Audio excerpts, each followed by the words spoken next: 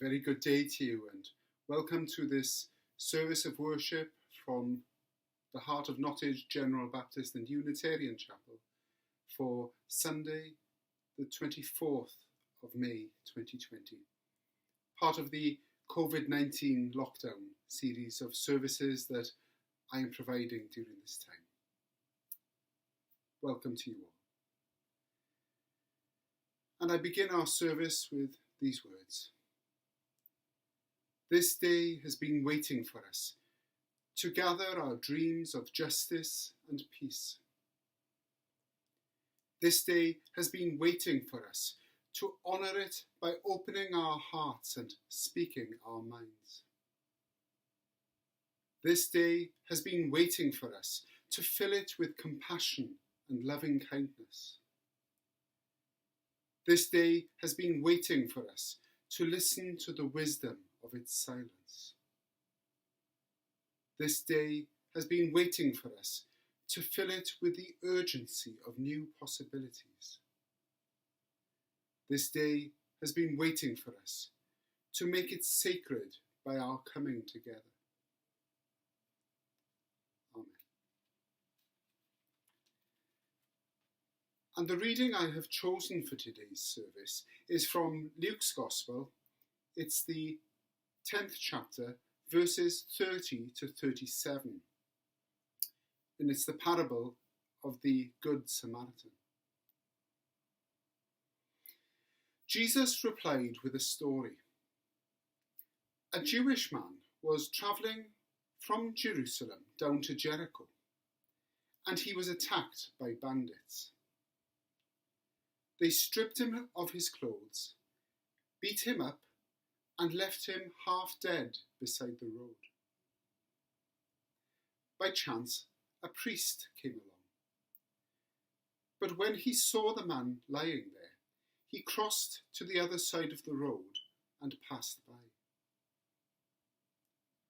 A temple assistant, a Levite, walked over and looked at him lying there, but he also passed by on the other side of the road.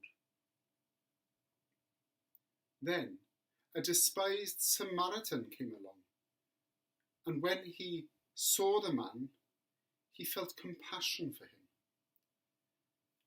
Going over to him, the Samaritan soothed his wounds with olive oil and bandaged them. Then he put the man on his own donkey and took him to an inn where he took care of him. The next day he handed the innkeeper 2 silver denarii, telling him, "Take care of this man. If his bill runs higher than this, I will pay you the next time I'm here." Now, which of these 3 would you say was a neighbour to the man who was attacked by bandits? Jesus asked. The man replied, "The one who showed him mercy." Then Jesus said, "Yes, now go and do the same." That ends our reading from Luke's Gospel. I invite you now to join me in prayer.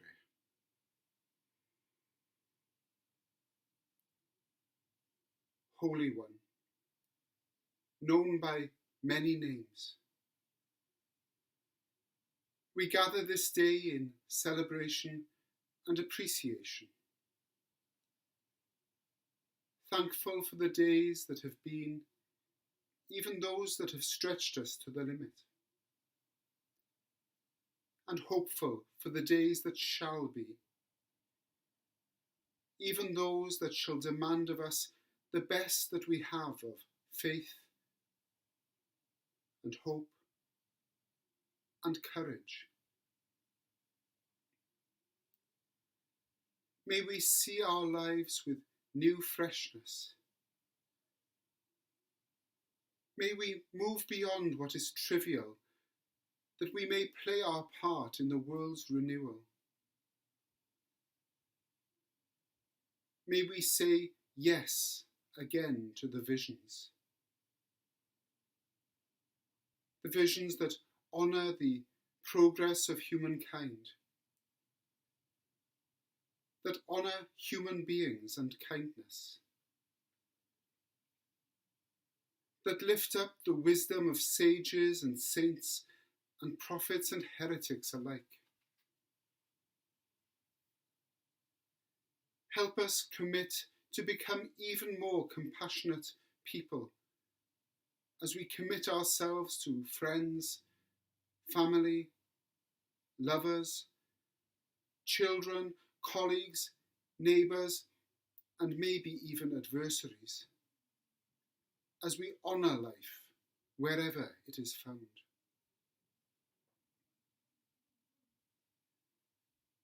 Loving God, hold close the ones who are ill this day, those who feel the discouragement of the body. Stand by those who know their time is limited, and fill them and us with courage and with peace. And in this moment of prayer, may we be renewed in heart and mind, and be open to your still small voice whispering within us. May this be our prayer, that we might become the people we were meant to be.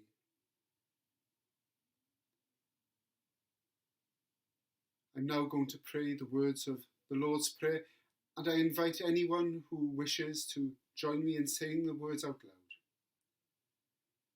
Our Father, who art in heaven, hallowed be thy name. Thy kingdom come, thy will be done, on earth as it is in heaven. Give us this day our daily bread, and forgive us our trespasses, as we forgive those who trespass against us. And lead us not into temptation, but deliver us from evil. For thine is the kingdom, the power and the glory, forever and ever. Amen.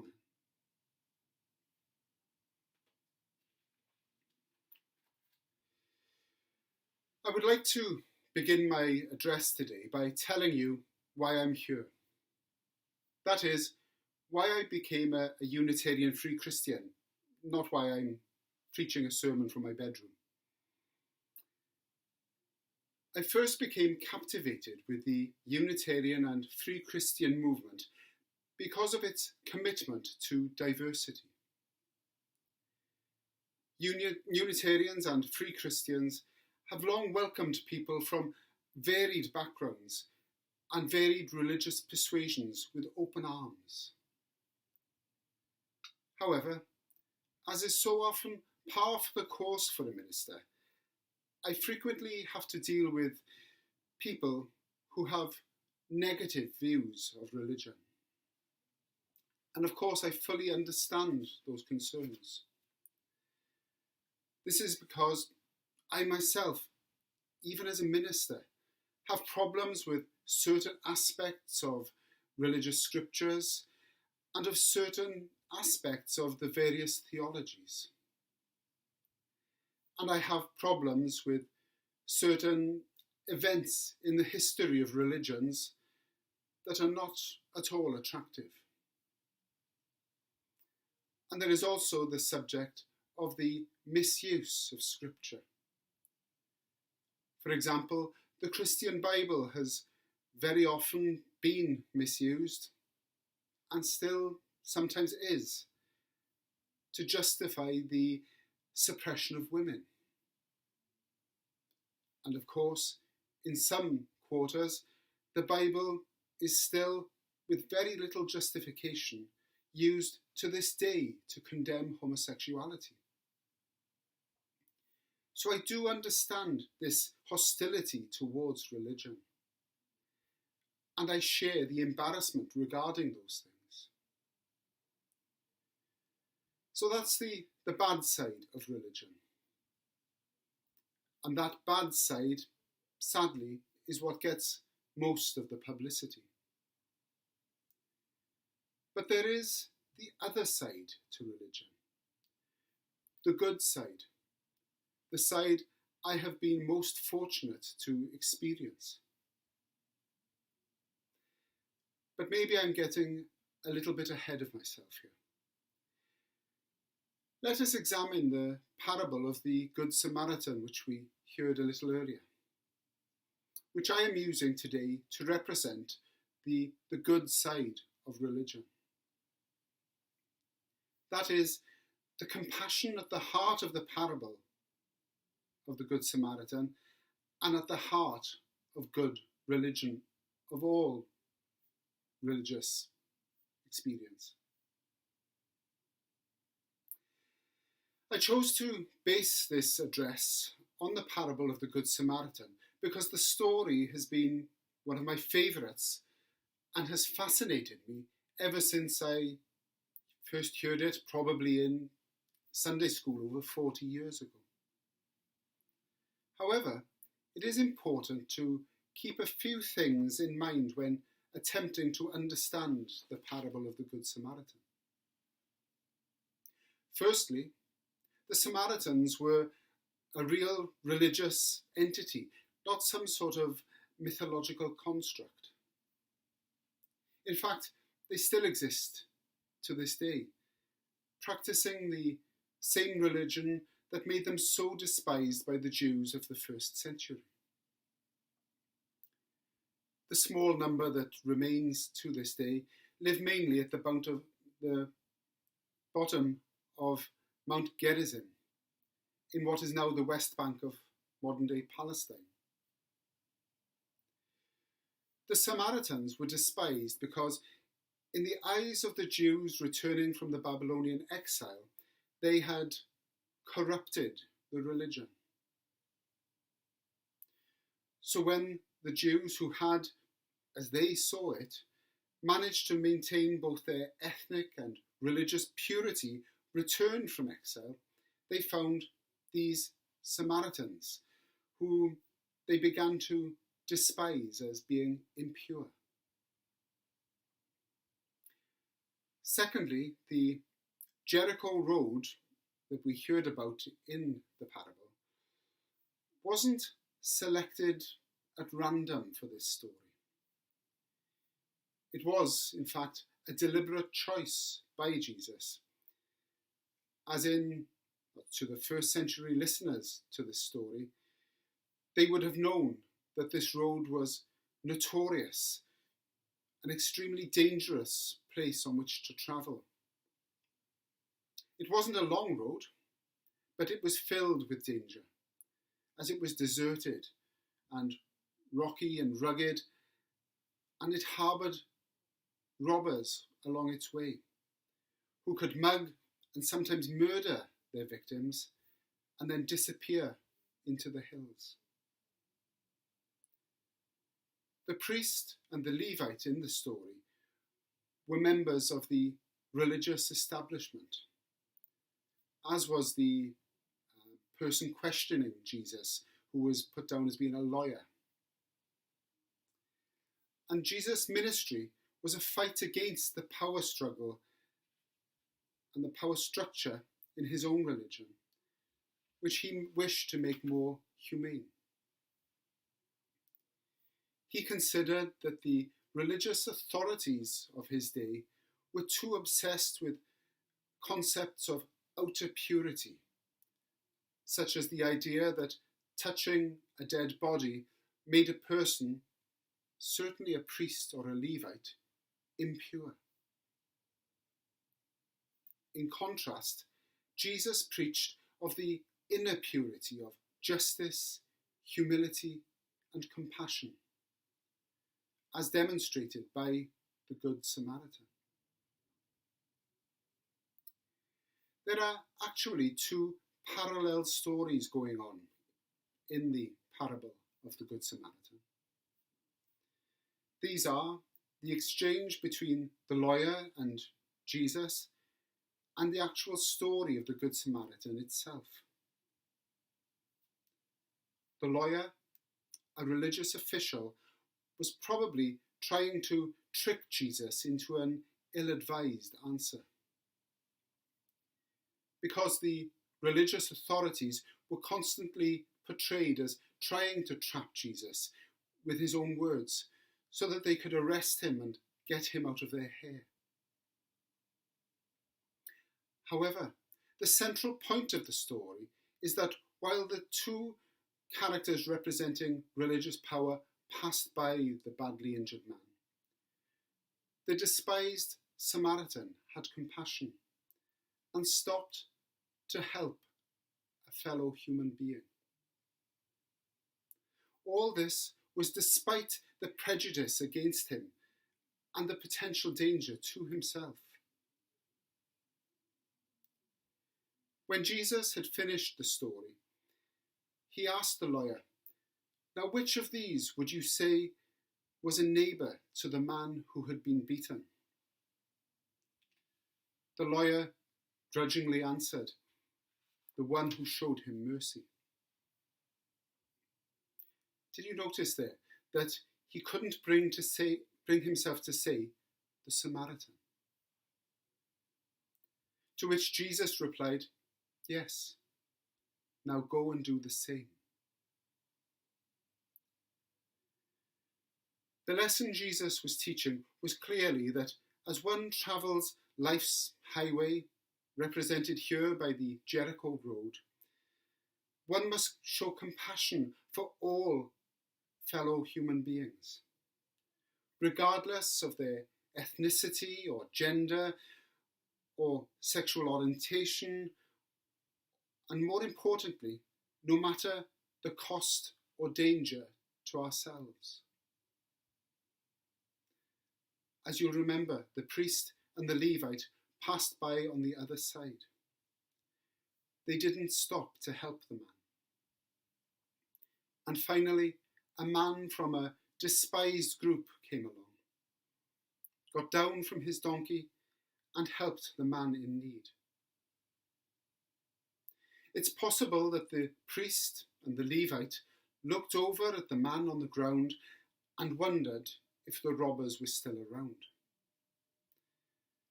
And so, the first question that the priest and the Levite might have asked themselves may have been, if I stop and help this man, what will happen to me? But the Samaritan came by and reversed the question. If I do not stop to help this man, what will happen to him?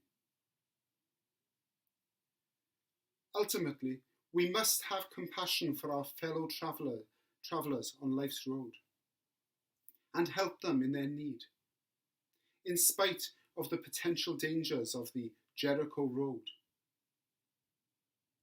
And I'm glad to say that Nottage General Baptist and Unitarian Chapel is good at doing that. The chapel is constantly engaged in acts of social care. Of course, Unitarians and Free Christians are by no means alone in this. Many religious groups have been involved in the struggle for social justice since the early 20th century, a time when the social gospel was at its most dominant. But coming back to where I began this address, the question of why I am here. A member of and a minister to a Unitarian and Free Christian congregation.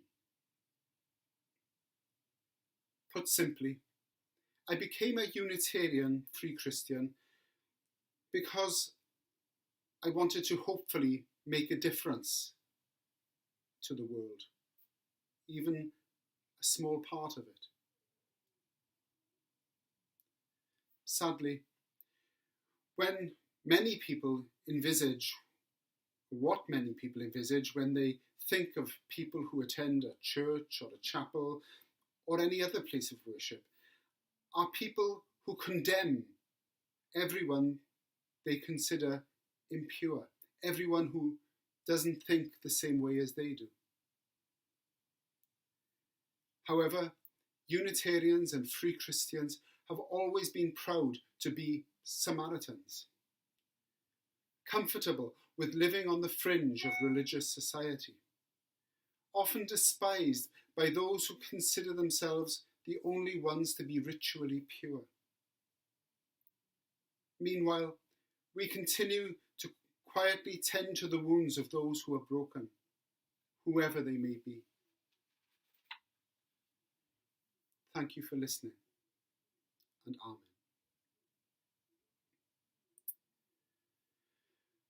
Well, our notices for this week is that this is I'm losing track of time now, the 10th week, I believe, of lockdown.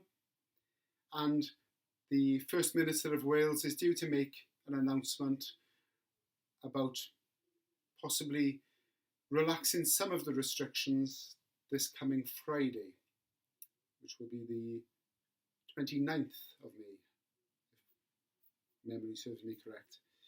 So I still don't see us being back together face to face in chapel until September at the earliest. But I hope you're all keeping safe, and that if you do need anything, you know where to find us on Facebook or my works email address, nottage.minister@gmail.com. And we so look forward to the time when we can all be back together, enjoying ourselves, sharing communion together, and having a cup of tea and a chat after service. Well, I'd like to thank you all for joining us with this video service today, and we bring this service to a close with these words of benediction. May the power of love, which works for all things good, surround us and sustain us. And may the blessing of God rest with us until we worship together again. Amen.